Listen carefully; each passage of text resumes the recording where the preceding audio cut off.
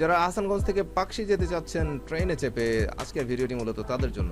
আহসানগঞ্জ থেকে পাকশি যাওয়ার পথে যে ট্রেনটি আমরা দেখতে পাই তার নাম হচ্ছে রূপসা এক্সপ্রেস। রূপসা এক্সপ্রেসের ট্রেন কোড নাম্বার হচ্ছে 728। এই ট্রেনটির বন্ধ থাকে থার্সডে, বৃহস্পতিবার দিন।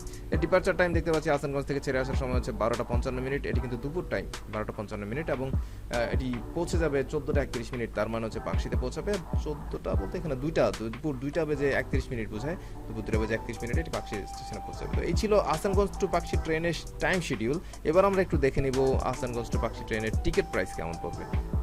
সিট ক্যাটাগরি ওয়াইজ বেশ কিছু টাইপ আমরা এখানে দেখতে পাই। একটা হচ্ছে শোভনে খরচ পড়বে 65 টাকা, অনলি 65, এবং দেন শোভন চেয়ারে খরচ পড়বে 80 টাকা, ফার্স্ট সিটে 105 টাকা, ফার্স্ট বার্থে 155, স্নিগ্ধায় খরচ পড়বে 130, এসিতে 155 এবং এসি বার্থে 235 টাকা। তো এই ছিল আজকের Ahsanganj to Pakshi train schedule এবং টিকিট প্রাইসের বিস্তারিত।